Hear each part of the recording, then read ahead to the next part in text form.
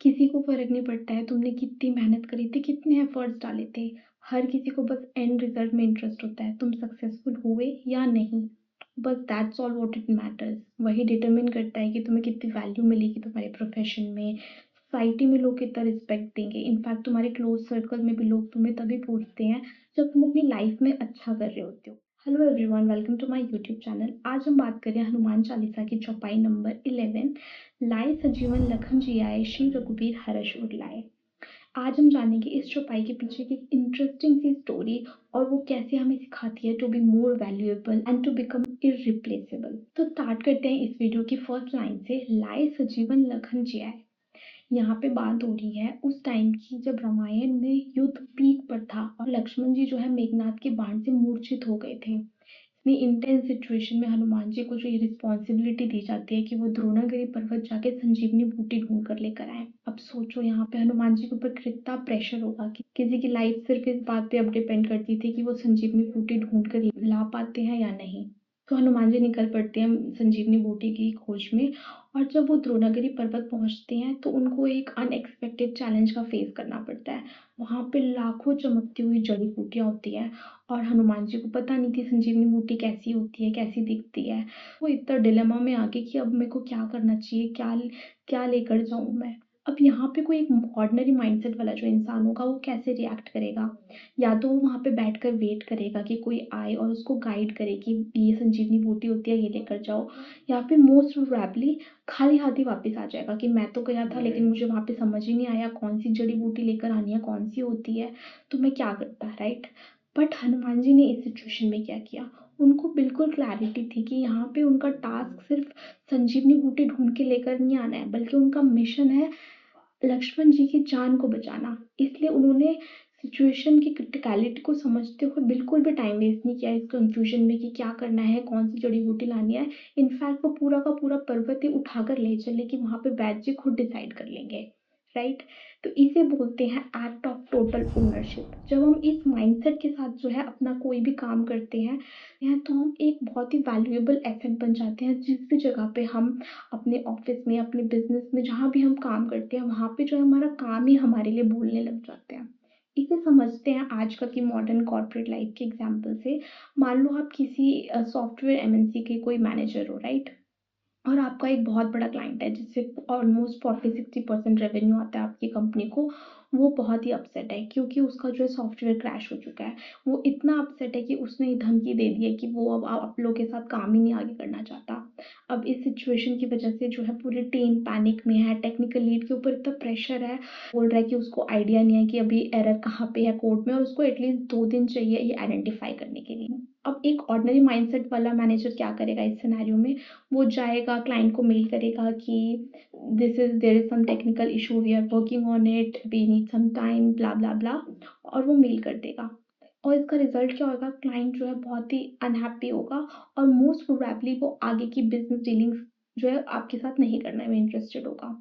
But जो एक Bajrangi mindset वाला मैनेजर होगा वो क्या करेगा, वो अपनी पूरी टेक्निकल टीम को बुलाएगा और उनके साथ जो है बैठ के एक वर्क अराउंड ढूंढेगा। वो कोई एक बैकअप सोल्यूशन क्रिएट करेगा, एक बैकअप सर्वर बनाएगा, एक टेम्पररी डैशबोर्ड बना देगा जिससे जो क्लाइंट की normal day to day business proceedings है वो हैम्पर ना हो। सो अब इन दोनों केसेस में आपको क्या लगता है किस केस कौन से वाले मैनेजर को जो है कंपनी ज़्यादा अप्रिशिएट करेगी? नंबर 1 जहाँ पे वो सिर्फ़ एक मेल लिख देता है, या फिर नंबर 2 जहाँ पे वो एक सॉल्यूशन के साथ आता है? ऑब्वियसली नंबर 2, क्योंकि जो नंबर 1 वाला मैनेजर है ऐसा नहीं है कि वो गलत है, उसने कुछ गलत किया, उसने सही किया, बट वैसा जो है वो मेल लिखने वाला सॉल्यूशन जो है वहाँ के उस ऑफ़िस के जितने भी एम्प्लॉइज़ या जितने भी मैनेजर्स होंगे सबकी शायद मैक्सिमम वही अप्रोच होगी। बट ऐसे बहुत ही कम मैनेजर होंगे जो कि ऐसे चैलेंजिंग सिचुएशंस में एक सॉल्यूशन के साथ आते हैं। जब वो ऐसे सॉल्यूशन के साथ आया तो उनका क्लाइंट भी जो है ही वाज़ हैप्पी कि ठीक है, प्रॉब्लम आई but we have such a good team कि उनको उसको साथ टैकल करना। तो कंपनी के लिए ये वाला मैनेजर, सेकंड वाला मैनेजर जो ऑटोमैटिकली मोर वैल्यूएबल हो जाएगा। अब बात करते हैं सेकंड लाइन की। श्री रघुबीर हर्ष उर लाए। मतलब हनुमान जी को इस संजीवनी बूटी के साथ देखकर प्रभु राम इतने खुश हुए कि उन्होंने हनुमान जी को हग कर लिया। अभी हनुमान जी के लिए सोचो कितनी बड़ी बात रही होगी कि प्रभु राम ने उनको जो है गले से लगा लिया, जिनको वो अपना सब कुछ मानते हैं, और शायद ही किसी देवता को इतना बड़ा जेस्चर मिला होगा। तो वो तो मतलब उनके लिए तो सब कुछ, उनको सबसे मोस्ट वैल्यूएबल चीज़ ही मिल गई उस टाइम पे। तो यहाँ पे मतलब यही लेसन है हमारा, जब हम हमारे काम को जो है सिर्फ एक्सक्यूजेस नहीं ढूंढते कि अरे यार मेरे पास टाइम नहीं है, या फिर मेरे को तो ये आता नहीं है, इशू है, मेरे पास रिसोर्सेज नहीं है, तो फिर हम एक ऑर्डिनरी माइंडसेट वाला इंसान बन जाते हैं। बट जब हम एक बड़ा विजन सोचते हैं कि हमें किसी भी काम को सिर्फ एक टास्क नहीं बल्कि ये सोचते हैं, उसकी बड़ी पिक्चर को समझ जाते हैं कि इस काम से ये इम्पैक्ट हो रहा है, तो उसको by hook and by crook कैसे भी मुझे डिलीवर करना है। जब हम इस अप्रोच के साथ काम करते हैं तो ऐसा हो ही नहीं सकता कि कंपनी आपको रिकॉग्नाइज नहीं करे। जैसे कि हमारे अभी एग्जाम्पल में जो हमने मैनेजर वाला डिस्कस किया, उसमें आपको क्या लगता है किस केस में जो है कंपनी किस मैनेजर को जो है अप्रिशिएट ज़्यादा करेगी, फर्स्ट वाले को या सेकंड वाले को? फर्स्ट केस में जिसमें ऑर्डिनरी माइंडसेट वाला है, उसमें वो एक नॉर्मल, जैसे कि बाकी सब उस ऑफिस के एम्प्लॉयज या मैनेजर्स डील करते हैं, उसने उस सिचुएशन को वैसे ही डील किया, तो उससे कंपनी को कोई फर्क नहीं पड़ेगा। लेकिन जो सेकंड ऑप्शन था जिसके अंदर मैनेजर जो है एक बैकअप सोल्यूशन के साथ आता है, now that was something extra ordinary, जो कि उसने एक एक्स्ट्रा एफर्ट डाला, तो वो जो है उसको भीड़ से जो है सेट अपार्ट करती है, वो लाइमलाइट में आता है, और ऑटोमेटिकली उसके काम की वजह से जो है वो अप्रिसिएशन, रिकॉग्निशन के लिए खुद ही अपने आप को जो है वो एलिजिबल कर देता है। जब तुम ऐसे काम करते हो ना, तो कंपनी के साथ तुम जो है ट्रस्ट बिल्ड कर लेते हो कि इस बंदे को हमने काम दिया तो वो मतलब होकर ही रहेगा, वो परफेक्शन से नीचे नहीं होगा, उसके अंदर गलती का कोई स्कोप नहीं होगा। जब तुम इस लेवल का ट्रस्ट बिल्ड कर लेते हो, तो ऑब्वियसली कोई भी कंपनी जो है आपको लूज़ करना नहीं चाहिए, वो उसमें अपने आप का एक लॉस मानेगी कि ये एक इस एसेट को हम जो है खोना नहीं चाहते।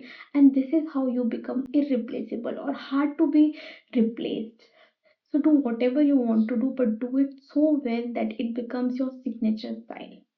So that's it for this video. मुझे comments में बताना कि ये वीडियो आपको कैसी लगी। Since my channel is still growing, so every like, comment, share means a lot to me.